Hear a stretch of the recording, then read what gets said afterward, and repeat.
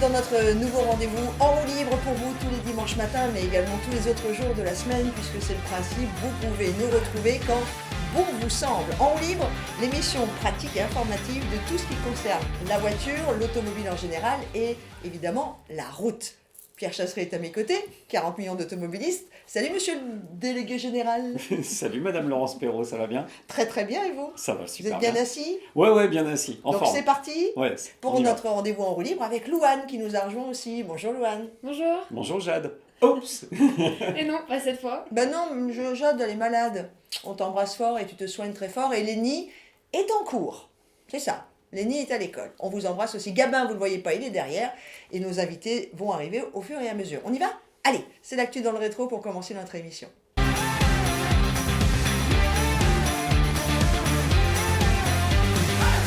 Et on commence avec toi, Louane, car il y a un constructeur, pas comme les autres, qui est en train de se faire une place monumentale à l'international. Et oui, justement, on a vu passer les lois qui interdisent d'ici 2035 la vente de véhicules neufs 100% thermiques. Et justement, le marché asiatique en profite, puisqu'on voit une marque comme BYD qui s'impose sur le marché mondial. Alors, selon mes chiffres, aujourd'hui, elle est à la 5e place du marché mondial des groupes automobiles. Et c'est la 3e marque mondiale. Waouh. Ouais, c'est ça. C'est que évidemment, si on prend les groupes, le phénomène de groupe sont un peu derrière. Par contre, en marque, 3e. Mais c'est normal. Ils sont nouveaux, enfin ils sont assez récents. Mais c'est normal. Wow. Pourquoi? Parce qu'aujourd'hui, en confiant le 100% thermique, le 100% électrique, et en interdisant le 100% thermique en neuf, on est en train de faire la place au soleil des constructeurs asiatiques. Donc, alors moi, à titre perso, je vais être très honnête, je m'en fiche. Pour moi, il y a un marché. Le marché, on propose des produits et les clients s'en emparent ou pas. Mais c'est vrai, quand le politique est en train de tuer sa propre économie, là, ça interroge quand même. Bon, allez, on continue aussi et vous allez voir que ça vous concerne peut-être. C'est une proposition de loi contre la doublette des plaques d'immatriculation, c'est ça? Ouais, proposition de loi, 40 millions d'automobilistes avec le député Luc Gesmart, qui nous regarde d'ailleurs.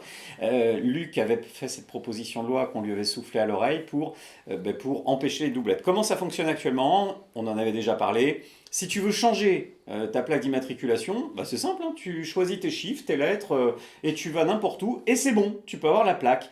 Parce qu'il n'y a pas d'obligation de fournir les documents qui sont afférents à toi, c'est-à-dire ta carte d'identité, ou même la carte d'identité du véhicule, c'est-à-dire la carte grise. Eh bien, cette proposition de loi est reprise à l'Assemblée nationale par un député MoDem, qui, de son côté, va pousser la proposition de Luc Gesmart de l'époque pour qu'elle soit votée.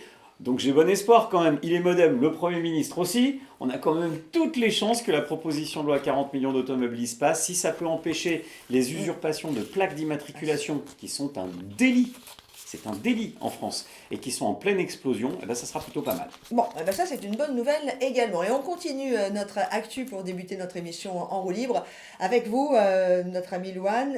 C'est quoi la question? Comment a été volée ma voiture en 2020? Mais plus largement, comment sont volées les voitures? Alors oui, déjà on a un chiffre, près de 150 000 voitures ont été volées en 2024, soit une augmentation constante de 5% quand même. C'est dingo, 150 000 voitures, dit comme ça, c'est beaucoup. Ça m'étonne pas, tu sais, il y a des problèmes économiques et tout, et le vol est la meilleure façon de... Enfin, attention, je dis pas que c'est une bonne façon, mais les chiffres ne m'étonnent pas. Et alors il faut le savoir que sur ces 150 000 voitures, 60% d'entre elles ne sont jamais retrouvées. Alors aujourd'hui, pour éviter ça, il y a plusieurs techniques. On a le bras qu'on met sur le volant qui reste peu coûteuse, mais bon, ça dissuade, mais c'est pas le plus efficace. Après, on a aussi des techniques comme la Coyote Secure, qui est un dispositif, on a fait une vidéo là-dessus, d'ailleurs vous pouvez aller la voir, qui permet de retrouver sa voiture en très peu de temps lorsqu'elle a été volée. Alors la méthode, comment ta voiture a été volée, c'est le mouse jacking. Avec la souris. Voilà, le vol à la souris.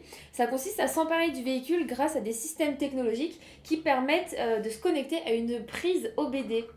C'est la prise quand vous connectez à la valise, par exemple, quand votre garagiste se connecte pour savoir où sont les problèmes de la voiture, c'est cette prise-là qui connecte l'électronique embarquée. C'est ça. Et donc, cette technique possède aucune trace d'effraction.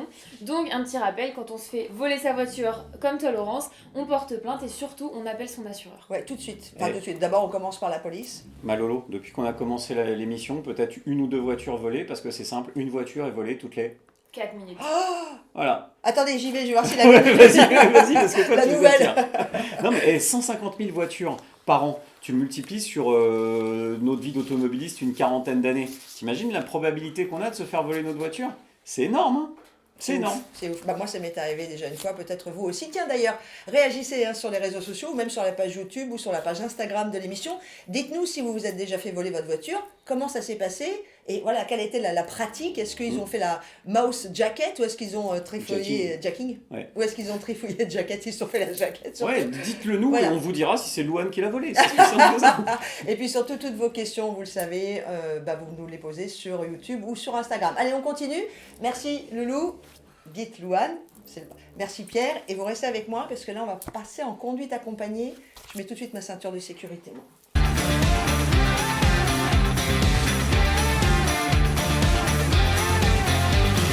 Avez-vous mis votre ceinture de sécurité? Non, mais je rigole pas, hein, même si c'est complètement virtuel. Parce que Louane, qui est à notre côté avec sa conduite accompagnée, elle fait des choses qu'on n'a pas le droit de faire, exprès pour bien appuyer dessus. C'est ça. Mais toujours accompagné de mon acolyte Johan Berthe des auto-écoles Drive Innov. Bon, tu dis rien? Je préfère qu'elle nous dise rien et qu'on soit surpris de l'erreur ou de la bêtise qu'elle fait sciemment pour montrer qu'il ne faut pas la faire. Évidemment, c'est tourné dans des conditions cinéma. Hein, donc, jamais vous faites ça dans la route, sur la route. Promis, j'apprends à me parler français. Et sinon, je me pose la question. Oui. Tu préfères rouge, bleu, vert ou jaune, toi? Bah bleu, comme la plupart des personnes, je pense. Bon bah voilà, on est d'accord. Parce qu'en fait, je t'explique. Le mec, parce que le gris, c'est chiant, on est d'accord. Oui, pour les costumes, mais c'est... Enfin, tu veux en venir où? Bah en fait, le gars, pour la carte grise, il me proposait que du gris. Et moi, ça m'a saoulé parce que il restait bloqué sur son gris. Alors je lui ai dit que ça m'intéressait pas le gris. Mais il a insisté, du coup, bah j'ai fini par partir. Ah, t'aurais préféré une carte bleue? Bah ouais. D'accord. Ou alors une carte verte, hein, ou une carte orange. Non mais tu le fais exprès là, Louane, c'est pas possible. Une carte grise, c'est l'appellation justement du document officiel qui est la carte d'identité de ton entreprise, de ta voiture. C'est pas la couleur. Putain. Bah je sais pas, du coup bah... T'es fatigante, Louane, hein, des fois, je te promets. Mais du coup, je l'ai pas prise. Tu veux dire qu'on roule dans une voiture sans carte grise? Ouais. Comme Mais si elle était volée, quoi. Ouais, mais t'inquiète parce que j'ai pas pris la carte verte non plus, donc comme ça. Oh là là, putain. Donc t'as pas d'assurance non plus? Non, enfin, non, du coup. D'accord, tout va bien. Bon, il va vite falloir que tu y ailles, hein. Et puis moi, tu vas me déposer pas très loin, parce que là, on va risquer gros quand même, hein. Comme si t'avais volé le véhicule, par exemple, tu vois. Oh mon Dieu.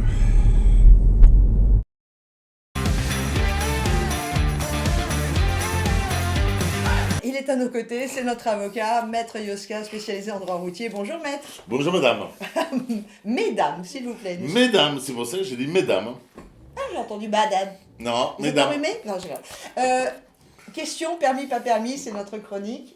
Alors, Maître Yoska, ai-je le droit de m'arrêter sur le bord de la route pour uriner? Oui, alors c'est assez drôle comme question. Mais oui, Non, c'est quoi cette question? Alors, c'est une question assez naturelle, tout le monde se posait cette question, mais surtout, c'est une question qui fait l'objet de pas mal de fakes sur Internet. C'est-à-dire que vous allez trouver des sites qui vont vous expliquer que c'est un droit naturel, que vous pouvez pas faire autrement, de la cause. Ouais. Donc, vous allez trouver sur Internet pas mal de fakes où on va vous expliquer que c'est un droit naturel, que vous avez la possibilité, vous avez même le devoir de le faire dans certaines circonstances, et qu'en tout état de cause, ça posera aucun problème. C'est strictement faux. C'est une amende de 135 €, bien évidemment, et puis ça peut avoir des conséquences pénales. Il faut Mais faire non. attention. Mais si, forcément, à partir du moment où vous Ça urinez n'est- sur le bord de la route et qu'il y a des gens qui passent, il peut y avoir un attentat à la pudeur. Oui, mais Vous si tu pouvez- te caches. Ah ouais? Mais si vous vous cachez pas, ou s'il y a quelqu'un qui passe à ce moment-là, ou si entre les cause, enfin bon, voilà. Donc faites attention, un attentat à la pudeur, à partir du moment où vous urinez sur le bord de la route ou autre chose, c'est un attentat à la pudeur et vous pouvez être poursuivi devant le tribunal. Faites attention. Ah, 135 €. 135 € contravention et poursuivi devant le tribunal si vraiment l'infraction est relevée par les policiers. à ce Monsieur moment-là. l'avocat spécialisé en droit routier que vous êtes, Maître Jean-Baptiste Yoska, vous êtes avocat depuis combien de temps? Depuis 23 ans. Est-ce qu'en 23 ans, vous avez eu un cas comme ça à défendre? Alors, j'ai pas eu un cas comme ça à défendre. En revanche, j'ai eu un cas où, lors du contrôle d'alcoolémie, mon client dit aux forces de Ah oui. police, vous me faites et joint le geste à la parole. et donc descend son pantalon et bien évidemment Défèque. devant les policiers médusés qui font un pas en arrière parce qu'ils ont eu l'impression que ça allait tomber sur leurs chaussures. Et voilà. Et d'ailleurs, dans le rapport de police, c'est marqué, le monsieur, je vois déjà ça la parole, baisse son pantalon, défèque devant nous. Alors les policiers très gênés pour le coup. La chaîne avait été inversée, si vous voulez. C'est les policiers qui étaient gênés et pas lui. Bon, il était dans un état second, j'ai pas besoin de vous le dire, bon voilà. Mais ça a été rappelé à l'audience, ça n'a pas fait rire du tout le magistrat. Et surtout, les policiers ont demandé des dommages et intérêts parce que bien évidemment, il y a outrage. Ah bah oui.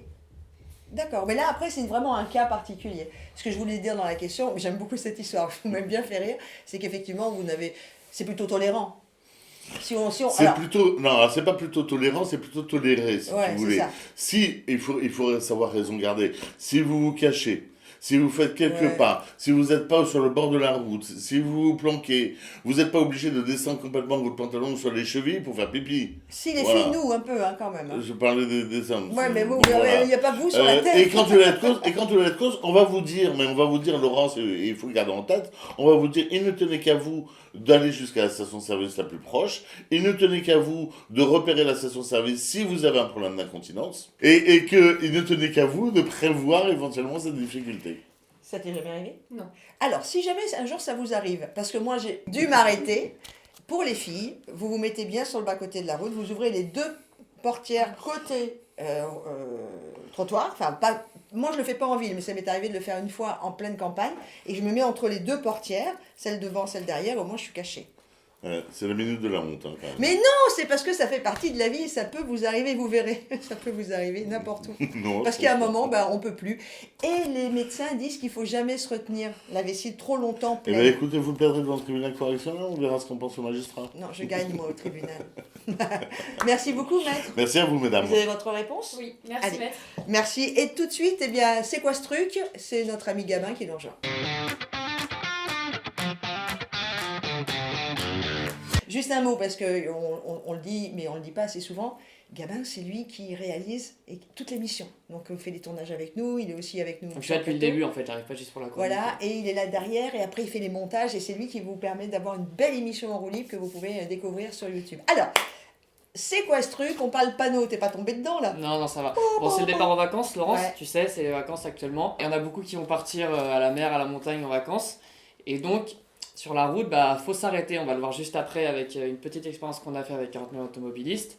C'est important de s'arrêter et pour ça, il y a les aires d'autoroute ou les aires de repos.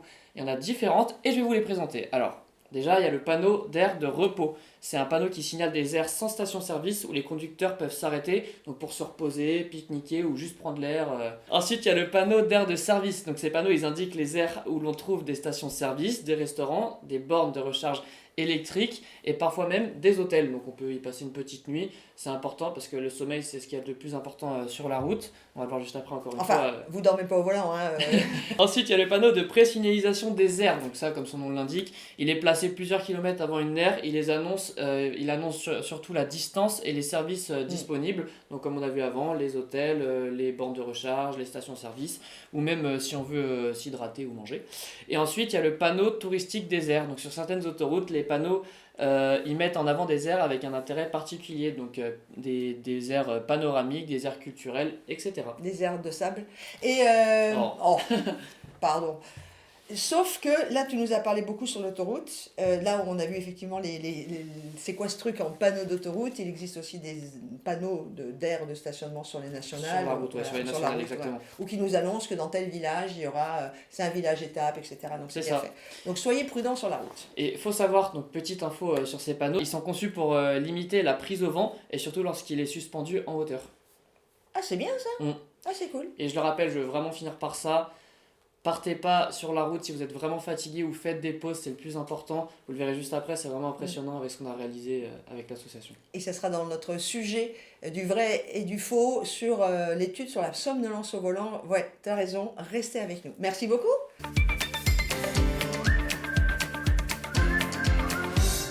Et nous retrouvons retrouvons à ce moment de notre émission, Pierre, DG de 40 millions d'automobilistes. Monsieur Chasseret, vous voulez faire un point et ça vous gonfle sur ce qui s'est passé à Châteaudun, malheureusement, avec l'accident de bus. Maintenant, il y a tout ce qui est contrôle stupéfiant pour les chauffeurs de bus. Et ça vous gonfle? Ouais, ça me gonfle parce qu'en fait, on se rend compte, Laurence, qu'on a eu, et ça a été une bonne réponse ministérielle de la part de Philippe Tabarot au transport et de Bruno Retailleau à l'intérieur. Ça a été de lancer une vraie campagne de contrôle alcool stupéfiant sur les chauffeurs de cars scolaires, ceux qui transportent nos loulous. Ça devrait être tout le temps, en fait. Voilà, on peut pas dire, je sais que tu es hermétique à ça, tu es un petit peu une éponge à émotions, donc la petite Johanna, 15 ans, ça aurait pu être notre gamin, on peut pas accepter ça, c'est pas possible. Franchement, ça me trouble réellement. Eh bien, quand on regarde cet accident dramatique, on regarde la réponse politique qui est apportée aujourd'hui, c'est pas faire de la politique ce que je dis, mais c'est la bonne. On a lancé les contrôles. Le chiffre, il me gonfle. On est à 75 chauffeurs qui ont été, alors pour l'instant, la dernière communication gouvernementale, 75 chauffeurs qui ont été contrôlés positifs à l'alcoolémie et surtout aux stupéfiants. C'était marginal du côté alcoolémie, du côté stupéfiant, c'était majoritaire. Et alors ce qui me gonfle par-dessus tout, je sais que vous allez me déglinguer dans les messages, mais je vais vous le dire franchement, je m'en tape. Je m'en fous. Allez-y, déchaînez-vous. Je vous le dis, si vous conduisez sous l'emprise des stupéfiants, vous êtes des meurtriers en puissance potentiellement. Voilà, c'est comme ça, faut l'admettre. Parce que tous ceux qui vont me dire « Non, mais moi j'ai consommé, mais je gère », on gère rien. On gère absolument rien. On a des vies, on transporte des vies. Et quand on est chauffeur de car, on ne peut pas se permettre ça. Donc je sais que parce que dans les compagnies de car, on va dire comment ça s'est passé. Le métier est moins attractif, on prend n'importe qui. Donc comme on prend n'importe qui au final, parce qu'il n'y a plus de candidats, et qu'on ne trouve personne, on se retrouve avec des jeunes qui ont fait la fête, bon ok, super, sauf que les traces de cannabis, elles restent très longtemps. 3 semaines dans le sang. Ouais, et détectable un petit peu moins quand même, faut le dire, détecter un peu moins. Et surtout, on n'a pas d'outils pour pouvoir s'auto-tester, se contrôler, savoir si on est positif ou pas. Mais il y a une chose qui est claire, c'est qu'aujourd'hui, il y a une famille, là en ce moment, qui alors l'enquête n'est pas terminée, mais il y a une famille qui est endeuillée, il y a une gamine qui est partie, parce qu'il y a quelqu'un qui pensait, qui gérait, qui savait, lui il peut prendre le volant, il n'y a pas de problème. Et bien si, il y a un problème de réflexe. Moi j'ai connu dans ma vie quelqu'un qui montait une étagère Ikea après avoir fumé un bédo, un joint. J'ai jamais vu un type monter une étagère Ikea Billy en un temps aussi lent. C'est-à-dire que la lenteur de la gestuelle, elle est folle, elle est délirante. Et on le sait tous. Donc arrêtez de dire que vous gérez parce que vous ne gérez strictement rien. Et donc, je voudrais qu'il y ait un plus jamais ça qui se mette en place. Il faut qu'il y ait de la vraie recherche et développement faite sur un genre d'éthylotest antidémarrage, mais stupéfiant, qui soit adapté au transport de personnes. Ou tout simplement, au moment où ils prennent leur poste, d'avoir, là dans la société pour laquelle ils travaillent, tu peux pas, on peut pas avoir un... Et non, parce qu'en fait, et c'est pour ça on a tous eu cette idée-là en se disant oui, mais pourquoi dans l'entreprise ils contrôlent pas? Mais parce qu'en fait une entreprise n'a pas le pouvoir, n'a pas la capacité de réaliser des contrôles obligatoires. Ça, c'est la tâche des forces de l'ordre. C'est ce qui fait que comme on ne peut pas l'obliger en entreprise, c'est la loi française, c'est ce qui fait que les voitures radars, par exemple, elles ne peuvent pas t'arrêter pour faire un contrôle alcoolémie. Ce ne sont pas les forces de l'ordre. Donc ça, on ne peut pas le mettre en place. Donc il nous reste quoi? La technologie, imposer un système de tests qui permettent le déclenchement ou pas du véhicule. Ça n'existe pas déjà, ça? Alors si, il y a des boîtes qui sont en capacité de le faire et qui sont en train, j'ai contacté 2-3 boîtes comme ça, il y a des boîtes qui sont en capacité de le faire, qui sont pas toutes très sympathiques d'ailleurs quand on les appelle, mais au final, elles ont besoin d'argent pour terminer le développement de leur outil. Cet argent, quand on annonce la somme... C'est combien à peu près? C'est quelques millions d'euros, donc c'est... Ouais, mais... Et avec l'IA, puisqu'on a eu une grosse annonce sur le développement de l'IA en France. Ouais, alors on a des grosses annonces avec notre président de la République qui veut... je sais pas ce qu'il fait en ce moment, il est sur TikTok, le président, il est sur l'IA, je sais pas ce qu'il fait entre ChatGPT et TikTok, mais en tout cas, il tombe vraiment à chaque fois dans le panneau. Ça sera mon prochain Samgon de la semaine prochaine, d'ailleurs, on va en parler. Panneau, c'est quoi ce truc de Gabin dans l'émission? Pardon, excusez-moi. Mais donc, on a un vrai bug parce que les boîtes sont en capacité de le faire, on pourrait être précurseur en France, mais il manque du dev, il manque un peu de développement, ça va prendre un petit peu de temps, mais on sera en capacité de le faire bientôt. En revanche, voilà, ce qui me gonfle, c'est de sur la route croiser des gens et puis ce qui me gonfle aussi, c'est une sécurité routière qui reste bloquée à l'échelle française aux 80 km/h pendant qu'on s'aperçoit qu'il y a une centaine de camés qui est en train de conduire nos gamins sur les routes. Je suis désolé, c'est inacceptable. Vous pouvez soit me détruire sur les réseaux, soit me dire que j'ai raison, mais je vous le dis d'avance, franchement, personne ne peut défendre ça. C'est Non. pas possible. Merci beaucoup. C'était Pierre Chasseret, DG de 40 millions d'automobilistes, et ça le gonfle, et je suis complètement d'accord avec toi. Bon, bah t'en Ce qui n'est prendras pas aussi. toujours le cas, mais là, je peux te dire que je suis totalement d'accord avec toi. Et toi, Gabin, plus Ouais, jeune? je suis totalement d'accord. Déjà, je pensais que c'était obligatoire, ça, le système dont tu as parlé. Ouais, bah sur l'alcool, oui. Sur l'alcool, oui. Mais les stupes, c'est pas encore au point, mais ça va pas tarder. Ça va pas tarder. Il y a des boîtes qui vont s'y mettre. Et Quand ils malheureusement, Quand ils arrêteront de se taper dessus, les boîtes les uns les autres, et qu'ils comprendront qu'il y a un vrai marché qui peut, avec un vrai gâteau, qui peut se dispatcher et entre sauver tout des le monde vies. et sauver des vies, Ouais. ce jour-là, on avancera. Allez, vous l'avez compris, c'est un sujet qui vraiment nous fait mal parce qu'il y a une gamine et puis on n'est pas à l'abri qu'il y en ait d'autres. Il faut toujours attendre qu'il y ait un grave accident pour réagir. Voilà, ça le gonfle. Pierre Chasseret, DG de 40 millions d'automobilistes, il reste avec nous parce que maintenant on passe au vrai ou faux.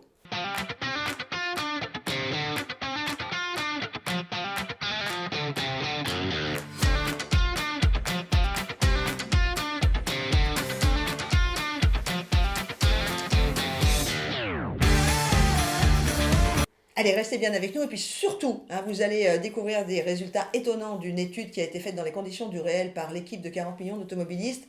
Et je vous invite, dès que vous avez terminé de le regarder, de partager au maximum cette étude, s'il vous plaît, parce que vous allez vous aussi être acteur dans le fait de peut-être sauver des vies ou peut-être faire prendre conscience d'une certaine dangerosité auquel on ne pense pas quand on conduit. Pierre et Gabin sont avec moi, 2 générations, un peu cadra, un peu vin. Moi, je n'ai pas fait le test, mais ça aurait pu être intéressant. On va d'abord parler de où vous avez fait le test, puisque c'est un test que vous avez fait, Pierre, avec la société De Velter. Qu'est-ce que la société De Velter? Ouais, parce que l'idée, c'était de faire 6 heures au volant du simulateur. Et pourquoi simulateur? Et c'est pour ça qu'on s'est orienté sur De Velter Innovation, sur les simulateurs de Stéphane De Velter. Parce qu'évidemment, le but, c'était de tester la somnolence au volant, d'aller au bout de nos capacités, d'être dans des conditions qui n'étaient pas forcément les meilleures. Rouler de nuit, on s'est mis dans des conditions de nuit aussi. Donc forcément, pas sur la route, ça aurait été dangereux. Ouais, c'est clair. Donc pour calculer tout ça, on est allé sur le simulateur de Velter. Le simulateur de Stéphane De Velter étant reconnu en France comme le meilleur simulateur qui existe. Et ça nous a permis de nous mettre sur ce simulateur et de tester, parce que de quoi il est équipé ce simulateur? Il a aussi une petite caméra qui va analyser le suivi du regard. Il n'y a pas seulement l'aspect conduite que vous allez voir dans la vidéo. Vous allez voir, on va pouvoir avec ce simulateur détecter ce que vous regardez quand vous êtes sur la route. Détecter le nombre de battements de cils.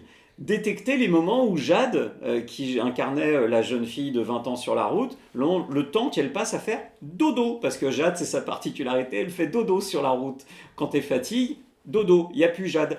On va voir comment Philippe, le président de l'association 40 millions d'automobilistes, on va voir comment lui reste focus à l'avant et qui regarde que devant, il ne regarde plus sur les côtés. Donc si je résume bien, ce vrai ou faux va permettre de comprendre et de découvrir notre fragilité à la somnolence au volant grâce au test que vous avez fait donc avec 3 personnes, une jeune fille de 20 ans, Jade, toi, Cadra, et Philippe, qui a 60 ans passés. Voilà. Ah, c'est bien. Alors du coup, explique-nous un petit peu, puis on va voir les vidéos petit à petit, et expliquez-nous tous les deux comment vous avez commencé l'expérience. Alors comment ça commence? On s'assoit. Tous les 3. Tous les 3. Il est quelle heure? Alors, on a commencé les premières 2 heures à 18h. Et là, on commence 2 heures. Alors, on a simulé une pause. C'est-à-dire qu'au bout de 2 heures, on fait une première pause pour déjeuner, un peu comme on aurait fait sur une autoroute, parce qu'on roulait sur autoroute. Et puis après, on a repris le volant. Et la dégradation, je pense que toi qui as fait le montage... Elle est folle. En regardant la vidéo, on se rend compte qu'il y a... Bon, les 2 premières heures, parce que je voudrais vraiment qu'on soit vraiment concret. Ouais. Les 2 premières heures, tout va bien. Les 2 premières heures, tout va bien. Tout Aucun se passe signe, plutôt bien. ouais. Pas de signe de dégradation dans les 2 heures. Quoique vers la fin, ça commence à être chaud, mais bon. Les premières 2 heures, ça va. Franchement, ça va. Pause. Ils reprennent. La pause de combien de temps? Une demi-heure, Une 3 quarts demi-heure, d'heure. trois quarts d'heure. Le temps de manger, quoi. Ok. Donc et après, ils reprennent pour 4 heures. Et là, c'est déjà fou. Là, il y a déjà quelques frayeurs, quelques petits accidents, en plus provoqués grâce au simulateur de Stéphane De Velter. Et là, on se rend compte que déjà, au bout de 4 heures, ça commence à tirer. Les yeux, ils sont pas trop en face des trous, on va dire. Mais ouais, c'est déjà un peu fou, ouais. Bah, sur Jade, par exemple, on va avoir la première dégradation où on se rend compte que ça, c'est sa donnée, c'est l'état de sa fatigue qui augmente au fur et à mesure des heures qu'elle encaisse. Alors, elle a compensé cette fatigue par un comportement féminin extrêmement prudent. Ce qui fait qu'elle, de son côté, pendant que Stéphane déclenchait avec Gabin des situations accidentogènes, ben, Jade n'a pas d'accident parce qu'elle compensait avec des grandes distances de sécurité, mais l'effet fatigue, il est là. Et on la voit, enfin on la voit, en tout cas là, sur les vidéos qu'on voit, En fait, dans les 2 heures qui ont suivi la pause, c'est pas encore trop marqué, mais on voit déjà que Jade, elle prend des grandes distances. Et quand on se concentre bien sur ses yeux, on voit qu'elle regarde à droite, à gauche. Et c'est les 2 heures qui viennent après qui sont de nuit. Là c'est fatal pour elle. alors pour Jade, il se passe quoi? Donc, Jade- jeune fille de 20 ans, dans les 2 dernières heures, donc dans la 5e et la 6e heure. Alors c'est facile, Jade, elle en peut plus. Déjà, ça se sent dans la pièce parce que pour simuler la nuit, qu'est-ce qu'on a fait? On a tiré tous les stores, tous les rideaux. Il fait nuit lorsque l'on roule. Déjà, on discute moins entre nous. Il y a un grand silence. Je me souviens que de temps en temps, Gabin vient nous voir pour nous demander comment on se sent. Moi, de mon côté, c'est une catastrophe parce qu'en plus, bah, tu sais que j'ai un petit loulou. Et il m'avait fait faire une nuit blanche. J'avais passé la nuit blanche aux urgences en prenant le volant. Mais c'est la vie, Ouais, ça ouais, arrive des fois. Ah bah oui, c'est les conditions du réel. Catastrophique. Pour moi, catastrophique. Et pour Jade, de son côté, elle, on va voir, et on vous fait passer à tous les écrans avec le nombre de battements de cils, le temps qu'elle passe avec les yeux fermés. En fait, il faut comprendre que pendant plusieurs longues minutes, Jade ne voit rien à la route. C'est-à-dire que pendant ce temps-là, la voiture, elle est en conduite automatique. Moi, c'est pire. Moi, je vais avoir des moments où je n'ai pas un battement de cils constant et qui va s'accélérer. Par contre, c'est le temps d'ouverture et le temps de fermeture de mes yeux, avec quelquefois des moments où je ferme les yeux pendant plus d'une seconde, sans m'en rendre compte. Sans m'en rendre compte. Parle-moi de toi, enfin parle-moi de l'essai que toi tu as vécu, tes 2 premières heures avant la pause.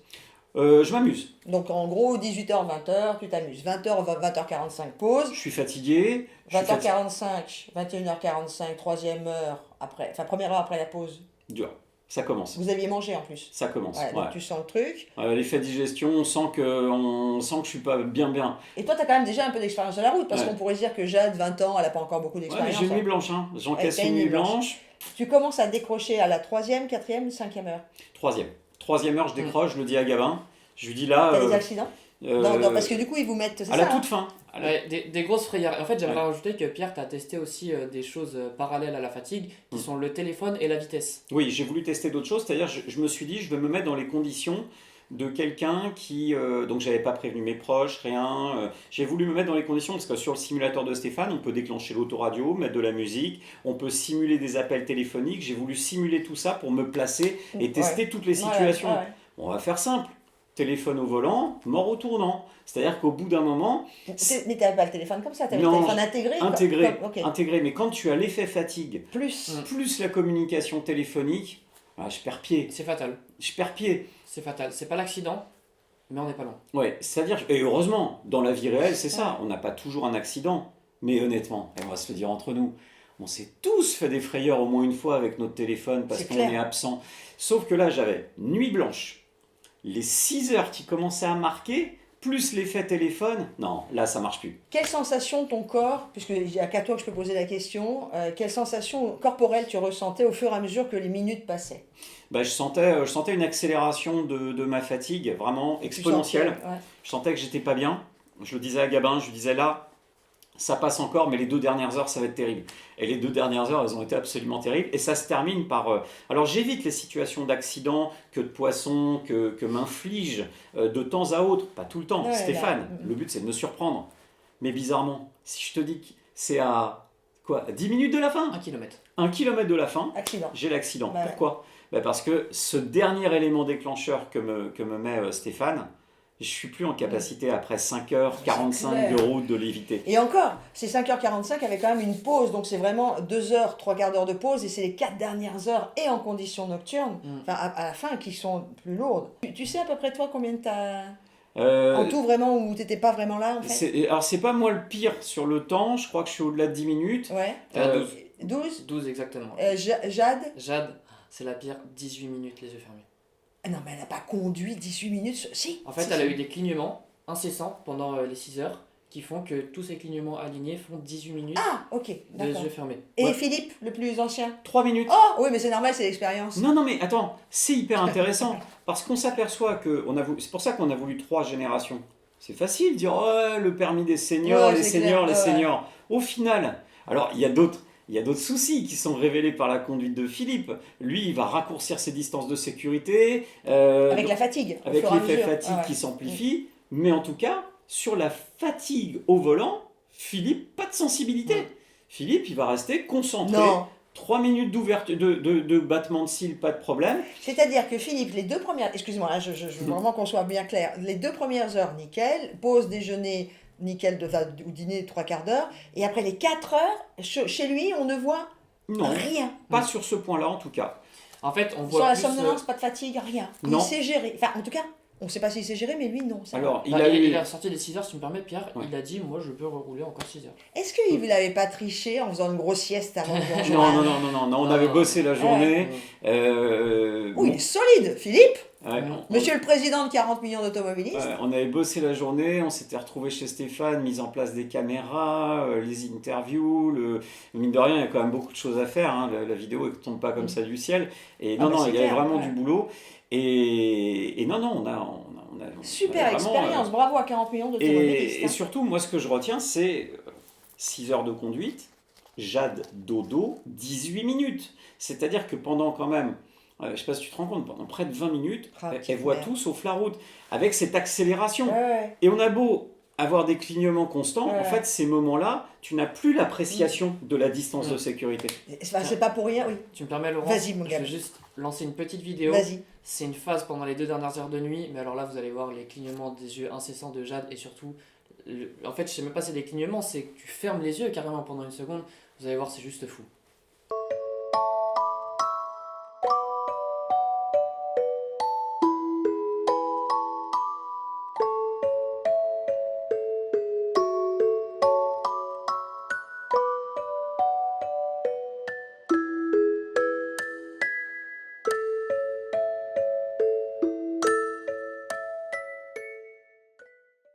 Waouh, c'est impressionnant. Et c'est tellement impressionnant. D'abord, je vais vous le dire tel que je le pense, parce que je ne savais pas. Vous m'aviez dit, on te réserve une surprise, on fait des tests, ça.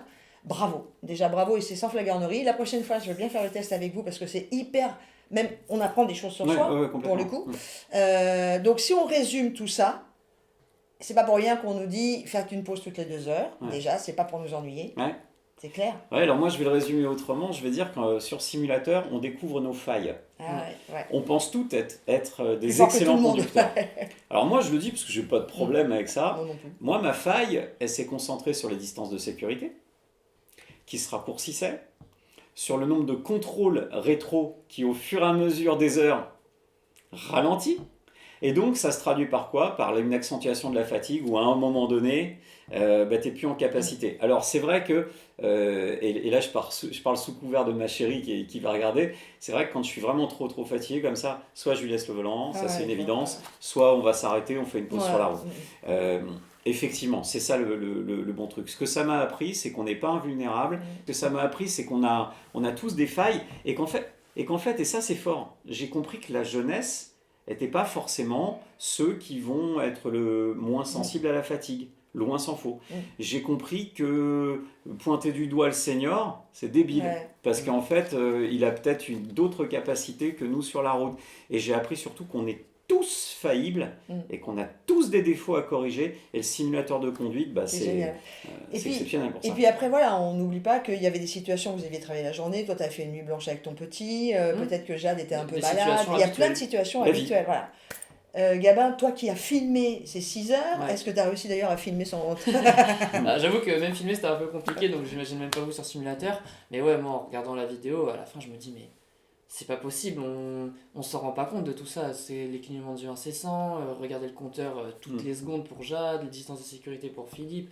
Même des fois, Pierre il se rapproche de la rambarde, tu as juste une envie, c'est de reprendre le volant, mais tu peux pas parce qu'il faut que lui s'en rende compte. Et il n'y a que sur simulateur qu'on peut faire ça tout en sécurité. Super test, bravo à Et 40 millions. juste un point pour la petite anecdote et la blague, c'est qu'on a tous conduit avec nos habitudes de consommation. Donc moi j'avais mes petites boissons caféinées, des cafés, Moi je bois beaucoup d'eau quand je fais beaucoup d'eau, voilà. enfin tout le temps. mais- café, café froid, Voilà. le petit soda. Ah ouais, vraiment, vous avez respecté ce que vous êtes ouais. vraiment sur la route. Et Jade, elle avait sa boisson énergétique, hein, voilà, que j'aime pas trop, mais bon voilà, pour d'autres raisons. Et la preuve, c'est que ça n'a pas marché. Ouais, ben non, ça n'a pas marché, mais au-delà de ça, en fait, c'est que derrière, elle n'a pas réussi à dormir. Quand on est rentré, elle dormait plus, elle était chargée comme une pile. Ouais, non, évitez ces boissons. Enfin, Ouais. beau boulot. Hein. Eh ben, dites donc, ça m'a tout éveillé cette histoire. Allez, juste après cette très belle étude faite par l'équipe de 40 millions d'automobilistes sur la somnolence au volant, je vous propose donc maintenant de démonter notre voiture.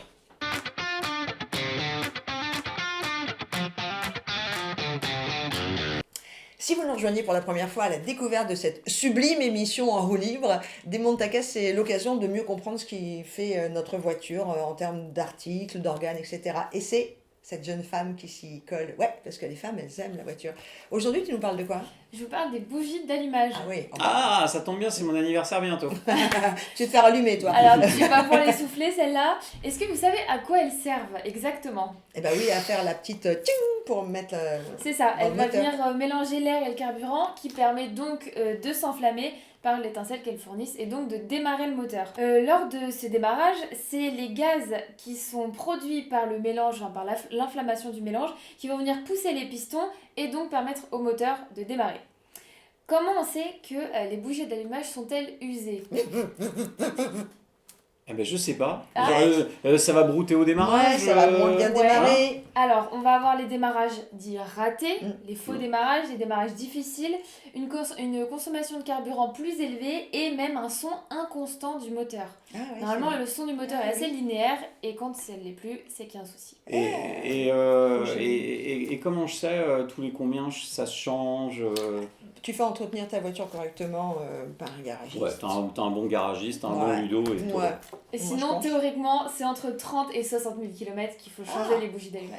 Oh la va. Ah si, ils me l'ont fait la dernière fois pour ma voiture. Ah oui, c'est vrai, parce que d'un seul coup, je me dis, ah oui, oui, t'as raison. Et Ouais, t'as pour le raison. changement, alors on évite quand même de le faire soi-même puisqu'il faut être équipé, il y a des précautions à prendre. Donc le mieux c'est d'aller en garage pour faire changer ses bougies. Et c'est pas le plus cher. Je peux me permettre, mon loup. Oui. Ça dépend de l'âge de votre voiture et si vous êtes un peu... Oui, un peu bricoleur, Voilà, mais vous si êtes un on peu les moyens, brico. on- Comme moi, vous faites confiance au garagiste. Si vous êtes vraiment brico et que la voiture est des années 2000, on sait faire. 2010, C'est ça. Donc les bougies c'est pas les pièces les plus chères puisque la pièce sans main d'œuvre c'est entre 15 et 40 euros environ. Oui, mais il n'en faut pas qu'une. Non, il en faut plusieurs. Et du coup, on en a sur tous les moteurs. Comment ça fonctionne? C'est les diesels, les essences? Alors ouais, ça va plus être sur les thermiques essence qu'on va retrouver les bougies d'allumage. Et diesel? Et non, diesel c'est les bougies de préchauffage. D'accord. Oh, madame s'y connaît. Dis donc. Non, mais vous avez vu les filles. On est les reines de la bagnole. Bon, mais c'est cool. C'est tout. Hein. Et Donc- moi, il me faudra 46 bougies là bientôt. Non. Si? Mais oui, en mai. Ouais. Mais je vous dis ça comme ça. 46, En mai. c'est tout. Une fessée. Non, allez, bah merci beaucoup. On va conclure notre émission avec Le Saviez-vous et on va donc demander à Gabin de nous rejoindre de nouveau.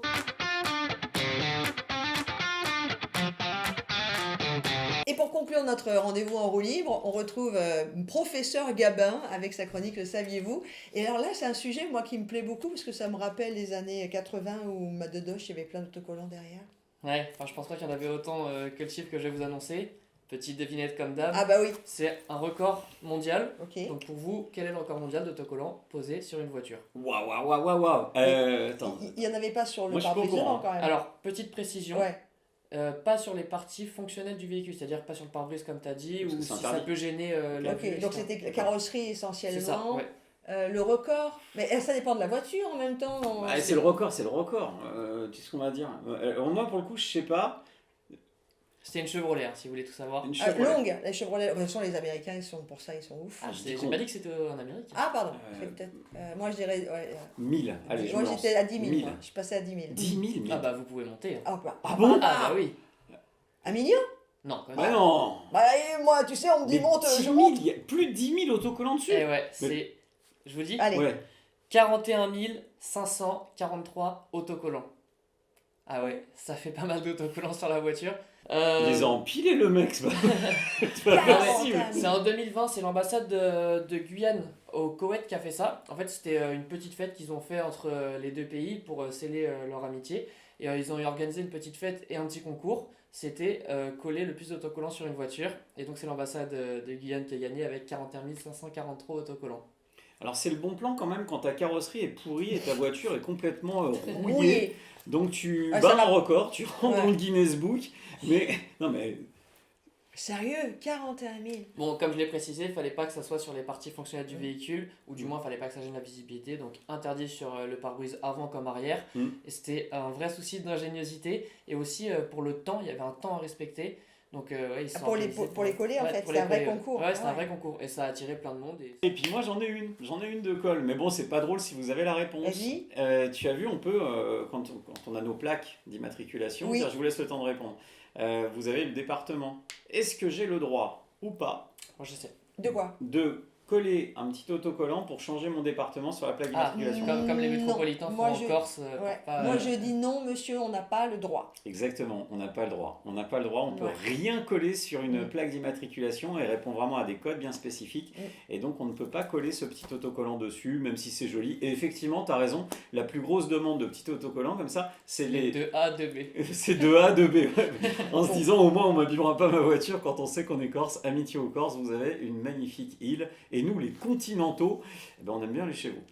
Et alors, du coup, je me sens ridicule. Sur ma dodoche que maman m'avait prêtée quand j'ai eu mon permis, j'avais 3-4 autocollants sur le pare-brise derrière, tu sais, Oui, la oui. lunette arrière Ah oui, sur le... est-ce que c'est l'autocollant de l'année? Il y a Alors ça, beaucoup de c'était gens qui devant. avaient ça. C'était mais- devant, mais c'était il la... connaît pas. Mais non, Il c'était connaît la pas la vignette. vignette. Mais, Mais les c'est projets. génial. Incroyable. Tu sais pas ce que Tu c'est? sais quoi? Non, c'est bon, je sais ce que c'est. Tu vas nous faire un le saviez-vous sur l'histoire de la vignette. Oh ouais, c'est génial en Ok. plus. D'accord? Ouais, voilà, on a trouvé un bon sujet. Bon, allez, et vous, est-ce que vous savez quand est-ce... Tiens, une bonne question qu'on va vous poser. L'année d'arrêt de la vignette. Est-ce que vous savez quand s'est arrêtée la vignette? Vous avez la réponse? Allez, on attend vos réponses sur notre site et sur le YouTube et l'Instagram dans Roue Libre. Ma première voiture, j'en avais déjà pas.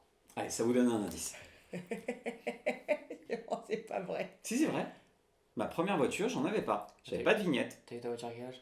T'as eu ta voiture à 45 ans, toi, ou quoi? Ben non, j'ai eu la fin de la vignette, ça doit remonter à longtemps parce que ma première voiture, c'était une Fiat Panda Ah, il y aurait plus 1000. de 20 ans, alors. Donc la voiture, elle faisait pas envie, hein, mais elle nous permettait à moi et mes potes de partir en virée. Je devais avoir une vingtaine d'années, donc ça fait au moins 25 ans. Tu m'étonnes Ah oui. que j'ai pas connu alors. J'ai 20 ans. Allez, hop, comme Louane, une fessée. Hop. Ils sont insolents, ces gamins. Bon, en tout cas, merci à tout le monde. Merci à Louane qui est derrière et qui gère les caméras pour cette fin d'émission. Ciao Gab, on te À la laisse semaine monter tout prochaine. ça. Salut. À la Ciao, semaine Manolo. prochaine, Pierre. Et puis évidemment, on vous retrouve et vous savez, hein, vous faites parler de l'émission, vous la partagez à vos amis, la famille, etc. On apprend plein de choses de façon détendue avec des gens trop bien, quoi. Ok. Allez, bonne semaine et bon week-end à tous.